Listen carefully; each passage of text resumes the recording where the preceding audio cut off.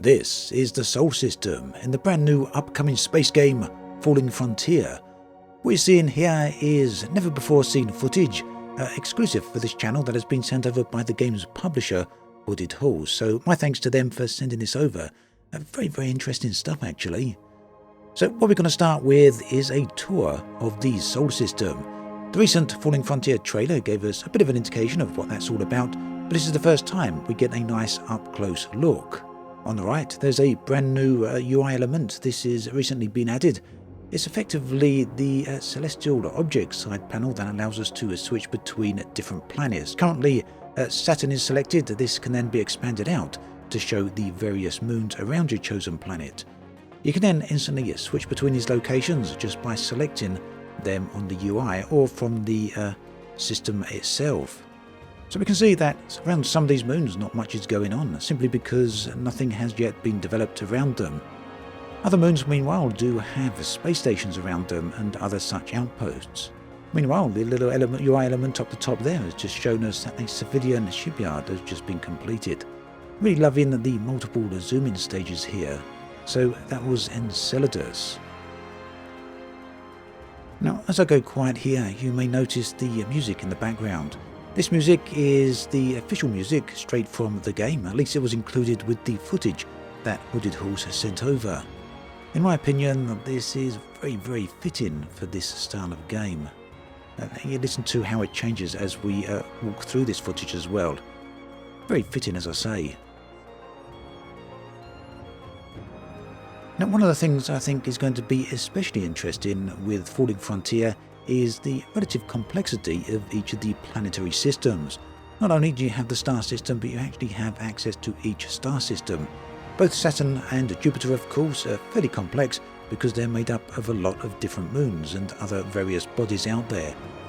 The complexity of these can be increased as you slowly construct space stations, but also as you bring fleets and spaceships into the equation.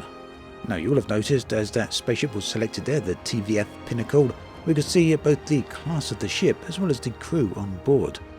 And here we're given a bit of a closer look at the scanning menu. Do check out the little window, the little UI element in the bottom left there. Gives us a preview of each object as it's selected. Currently no target selected. So the amount of objects we can see here seems to be entirely dependent on the range at which we're zoomed in. Now, unfortunately, I don't know the details of how this all plans out, but the asteroid selected just a moment ago, Skull, seems to be very similar to the ones that are around the refinery right there. Seems very likely then that those asteroids are resources. But you can also see that various asteroid fields are also named. Now, zooming right out, still in the scanning menu, we can get a broader view of the entire star system. We've got Mars here and Earth as well. I'd love a look at Earth, but unfortunately we don't get to see that in this footage, but in a moment we will get to see both Mars as well as Earth's moon. Before that though, a bit of a look at the refinery and the way station. So it's switched over to the logistics menu here, and what's going on is that connections are being made between the various different objects, the various different stations. Specifically between the refinery and two different way stations. Seems to be that those connections can be made between different planetary systems, so that the range is pretty extensive there, at least it seems that way. So, connections between various stellar objects seem to be very easy to make. We can also see at the top there, the refinery has got listed connections, that's two way stations, both highlight on the line as they're selected. Also very easy to remove those connections if you no longer want them. Unfortunately though, it seems we're going to have to wait and see as to the importance of way stations. Currently the footage doesn't actually show what these are all about, but at a guess it seems very likely they're going to be required to supply resources to a fleet and various different ships. It's being closed here, we're returning back to the regular view of the game. And once again, a nice broad view of the Sol System, this time in the regular view rather than in the scanning menu. Now, the UI menu over the side here, as I mentioned, is a new menu, and it seems to be very clean and pretty functional as well. In fact, the same seems to hold true for pretty much all the UI elements that we've so far seen here. In fact, in my opinion, one of the key facts, one of the most important elements of any good RTS game is a very clean UI. Quite often there can be a heck of a lot of stuff to manage, so adding in unnecessary complexity into the UI often results in making things confusing, so it seems that, hopefully at least, has been avoided here. So here is a look at Mars. Again, some more stations orbiting around it. Now, my understanding is that the Solar System is the area in which the main campaign of the game will actually take place. Ultimately, yes, it's a very familiar area to pretty much all us humans. Very clear though that some artistic license has been taken here, but I think that really adds rather than detracts. Lovely view of Europa there, by the way, as well. So, some famous moons here: Europa, Ganymede, Callisto and Io. Some of these are certainly instantly recognisable. Europa specifically, I'd recognise that one anywhere, so done a good job there. The same is true for Io, which is of course instantly recognisable with its distinctive coloration here. Yes, one of the most colourful moons or bodies in the entire solar system, and here that is due to all the sulphur magma that is scattered around the moon. So, with a brief tour of the solar system out of the way, at least parts of it, and some overview of the scanning menu as well as the logistics menu, not to mention the new UI on the top of the screen as well as the right, we are moving over to some ships here, and we're going to see a bit of combat. Now again, I don't have too much details of exactly what is going on here, but I have been given a bit of information, so I'll try and enlighten you as best as I can. So at the top we've got two player destroyers. One is the Juno, which you can see here. The other is at the top left, that is the Pinnacle. Coming in from the bottom is an NPC enemy destroyer. Slightly further down is an enemy battlecruiser that's just on its way. Now the battle is getting pretty intense here, but you can see a mine floating towards the enemy destroyer, and that has pretty successfully dealt a significant blow, absolutely tearing that ship apart. That leaves the Pinnacle and the Juno facing the battlecruiser.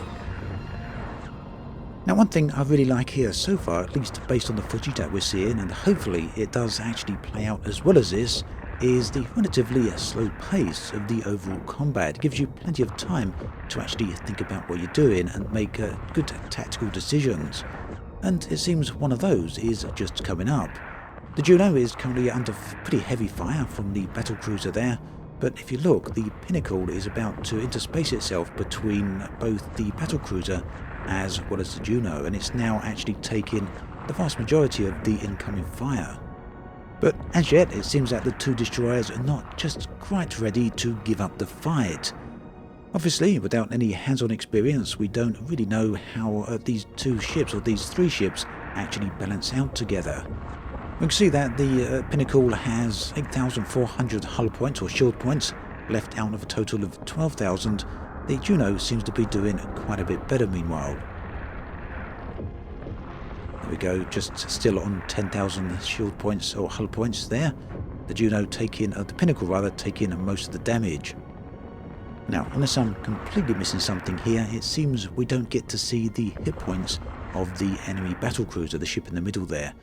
So that's either a design decision, the developers have chosen not to show that, so perhaps keep the conflict a little bit more on the edge of your seat, as you don't know how long the battle is going to carry out.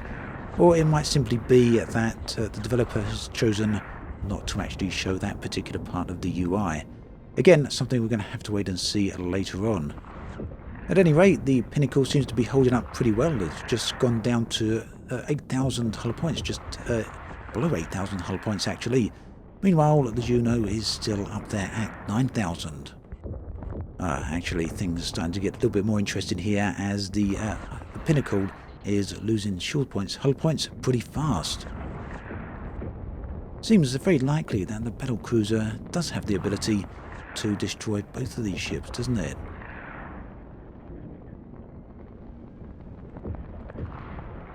Okay, so it looks like the Pinnacle is nearly down to half of its health points, so probably going to have some trouble pretty soon, unless one of these ships or both of them decide to get out of the way. The Juno is certainly better off in this particular fight. So at this point it seems to me that there's a bit of a tactical decision having been made here, that the Pinnacle has decided to take all the incoming fire to allow the Juno an opportunity to escape. The Juno is further away, it's actually not firing back at the battlecruiser. At least it doesn't seem to be, possibly not wanting to attract too much attention, and yet you can see the Pinnacle is, looks like it's in trouble now, fires everywhere. So very much a case of, or a game of cat and mouse. The battlecruiser doing some pretty hefty damage to the Pinnacle. Now, one thing that's worth mentioning at this point is that each ship does contain a crew, and these crew members are very, very valuable. They're people that you'll recruit over the course of your playthrough. They're unique individuals, and they do have specific traits and skills that are beneficial to the ship on which they're on board. So if you lose these ships and you lose the crew, it could be a significant blow. More than that, the Juno is taking a hard burn to get out of the way by the looks of it. The Pinnacle is down to just 2,000 health points meanwhile. So yeah, more than just the ability to lose a crew to death, they can also be captured by the enemy, and if the enemy captures them, they can then interrogate them. So yeah, they could gather intel from the crew, which could be of detriment to your particular side and your struggle in the ongoing conflict. In fact, as shown in a previous video, if that does happen, it's well within the possibilities for you to mount a rescue mission and attempt to go out there and rescue your crew members, something that really you probably should strive for if you don't want to lose important intel to the enemy. And it looks like the Pinnacle has sacrificed itself in order to save the Juno. Okay, so after that rather interesting battle, the footage takes us back to a final tour of the Sol system. A bit of a look at Venus here. Venus, of course, has a very thick atmosphere. Looks pretty interesting in terms of coloration there. Also going to get a look at perhaps the most famous of the worlds in the star system. Very quick look there at Earth. Shame it wasn't a little bit closer, but also a look at the moon as well. So that brings us to an end of this footage. I hope you found it interesting. Looking very much forward to trying this game out. As always, thanks for watching, and I'll catch you guys and girls next time.